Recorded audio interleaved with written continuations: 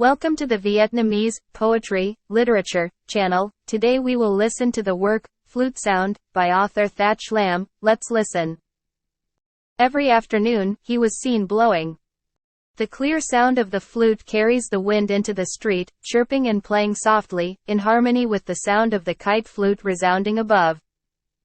Everyone stopped talking, listened, and then said to each other, "Tien's flute outside the station."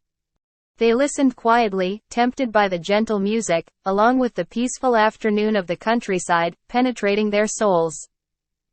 Slowly and deliberately, they began to tell stories about the flute player's background. Tien is a handsome and talented guy. He knows everything about music, but the best is the horizontal flute.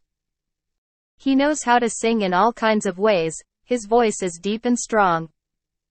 Whenever he strums the monochord while singing Nam Bin, everyone wants to listen.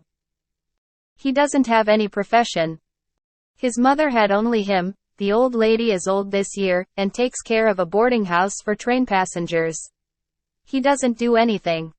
All day long, she was fiddling with the instruments, or making magical lanterns. On August, because he was very skillful, Mrs. Tien complained many times about Tien not being able to help her with any work. Even though she is 2 years old, she still has to work hard to raise her children. All the neighbors criticized him for being lazy and unfilial. But whenever the old lady scolded her too much, Tien got angry. He was very stubborn. He destroyed all the furniture in the house. Old Lady Tien rolled around crying in the street, telling the king and the whole street about her hardship.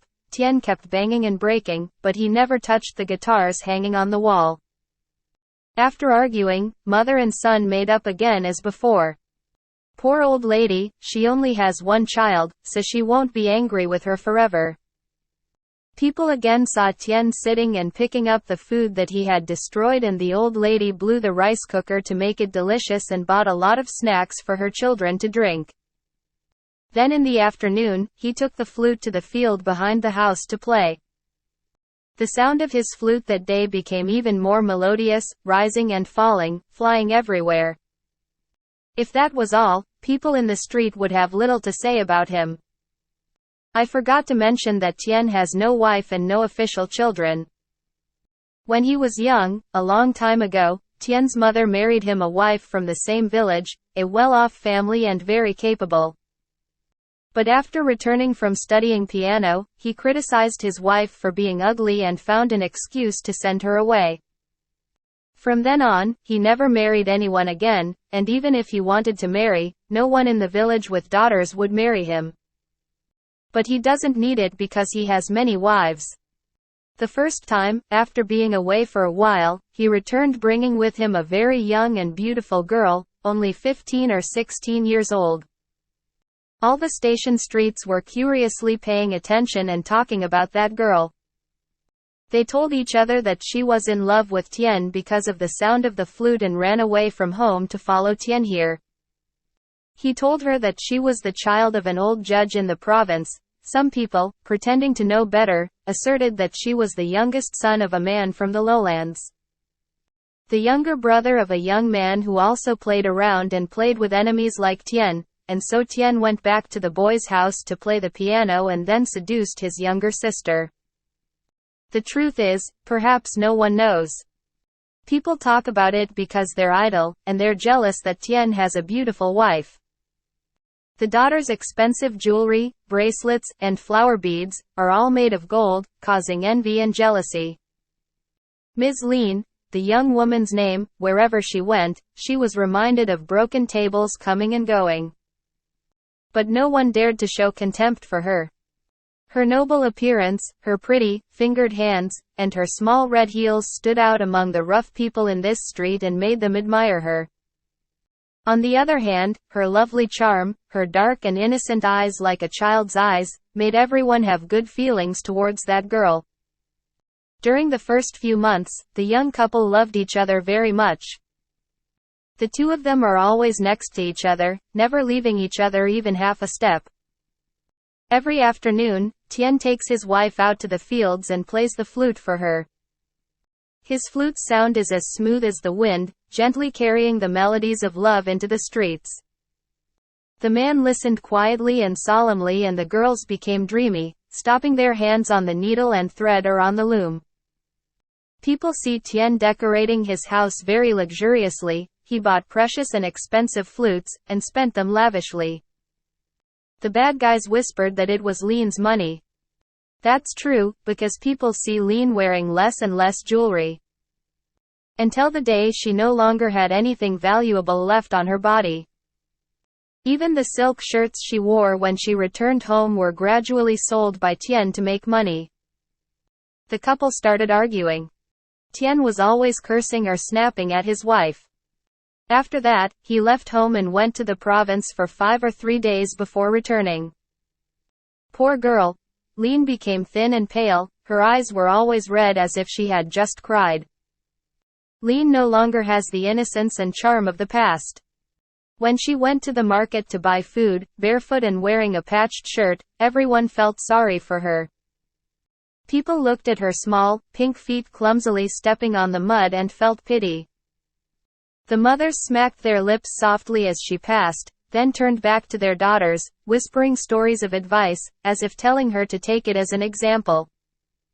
Then one night, after the afternoon, people heard Tien's flute sound louder and softer than usual. The whole street was awakened by the terrifying screams of old lady Tien. Everyone rushed to Tien's house in shock and rushed in. A painful scene appeared before their eyes. Next to the bed, the curtain was flung and the pillow was askew. Tien grabbed Lin's hair and hit her. His eyes were red with anger, looking terrible and cruel. He directly slapped and punched the small body writhing on the ground. Lin hiccuped in pain and clenched her teeth to avoid calling for help. Old lady Tien trembled in fear and struggled around the two people to free her child, but to no avail. Everyone rushed in, grabbed Lin and put her on the bed. She was in so much pain that she fainted. Then, at dawn the next morning, a few people saw Lin carrying a small bag to the station to board the train. She was only a shadow of her emaciated self. As for Tien, he's still the same as usual. He seemed glad to leave the poor girl. In the afternoon, the fields echoed with the melodious sound of his flute. That drama was repeated several times, each time with a different girl, each young and beautiful, and after each time Tien was away, he brought her back with her. The only difference is that these young women seem to live in more ordinary families and also have less money. Sometimes it's a country girl, with doe eyes and dimpled cheeks. Sometimes she is a half-province, half-country girl, pretending to be a businessman. Tien's love affair with them was not as long-lasting as it was with Lin. Just a month or two later, arguments continued every day until one day, Tien became cruel and brutal again. Those young girls did not have the courage to endure the beatings like Lin, so they called for help loudly throughout the street. Then a few days later the girls left one by one. People on the street are used to those quarrels. They remained silent because they hated Tien, so they just ignored him. Unless the girls are beaten too painfully, they intervene negligently and indifferently. Tien's advice was all rudely answered, so they didn't give up. For those reasons, no one interacts with Tien anymore. They expressed their contempt for that vile, deceitful person. The sound of his flute in the afternoon no longer found attentive and intimate listeners like before. On the contrary, the sound of the flute now only caused harsh and contemptuous comments. Tien also responded to that indifference with an indifferent attitude. He didn't care to talk to the adults in the street, he only made friends with children like us. Even though we were forbidden to pick him up, we still disobeyed our parents' orders and went to his house to visit. To us, Tien is a lovely and charming friend. He captivated us and made us admire his craftsmanship. The toys he made for us were truly strange and interesting toys. He taught us piano lessons, and every afternoon, he took us to the fields. His flute sound became more and more beautiful, echoing into the street as if it were both provocative and seductive. Then the strange thing happened, no one expected it and no one predicted it. Because of this story, we lost our precious and dear friend. Next to my house is Mrs. Hahn's residence. The two families were close to each other, so on summer afternoons or moonlit nights, Mrs. Hahn and my mother often sat on chairs and talked. We gathered around a small table in the middle of the yard. Mrs. Hahn and my mother sat drinking water, and I sat reading a book next to them. Mrs. Hahn's daughter then is a beautiful young woman, very charming and literate. She studied up to the first grade of the provincial school, then returned to help her mother with business and taking care of the house. Mrs. Hahn's family is the richest in the street, most of the surrounding fields belong to her. Ms. Then, because of that, many people in the district wanted to ask, but she all tried to refuse. In her opinion, there is no one in this small district worthy of being her son-in-law. She intended to choose a prestigious position, and give her daughter a higher position. But she did not tactfully refuse, or did not need to be tactful, because most of the people who asked Ms. Then were people who had some gratitude towards her. Her haughty attitude made everyone resentful. Miss Then, unlike her mother, is loved by everyone. She is easygoing and courteous, always as fresh as a flower, and loves people. As much as people hate Mrs. Hahn, people praise her daughter even more. The afternoon the news of Ms. Lean's departure spread, we were playing in the yard. Mrs. Hahn suddenly looked at my mother and said, "Huh, Ms. Lean really doesn't love anyone. Who told you to die after falling in love? A girl like that has no shame." Before my mother could answer, Mrs. Hahn continued, "I heard you're from a well-educated family. I don't know why it broke down like that. Poor girl, she has a unique charm. I think it's worth it." Ms. Then looked up at her mother and slowly said, "As you wish, Lean is only pitiful, not blameworthy. Who knows, she." Without letting me finish, Mrs. Hahn scowled and said, "Who knows what to do? What do you know to say? If a child from a well-educated family follows the caste, then it's not worth it. Even so, no one loves me."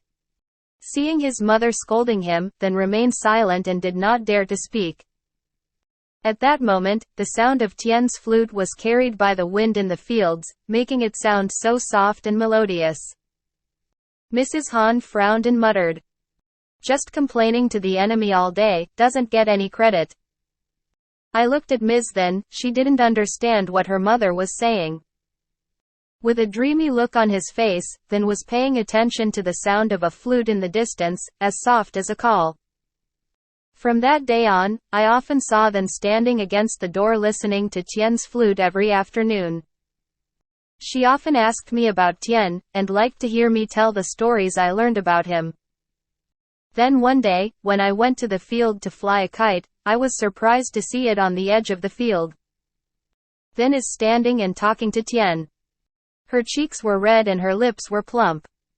Then stood close to the rice flour, her hand caressing the strap of the hat that covered her face. Tien sat on a lip of land, the flute held at his mouth, but did not play. He looked up, and I saw him smile his most beautiful smile.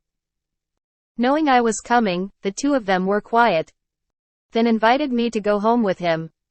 And as we turned to walk away, the sound of Tien's flute resounded in harmony with the kite flute, following us all the way home. People in the street have begun to gossip about Then's relationship with Tien. People find it strange to occasionally see two people standing together in a field or by a bush. Mrs. Hahn saw the danger for her daughter, although she did not believe what people told her. Showing that she was a mother who cared for her child, Mrs. Hahn immediately found a suitable family.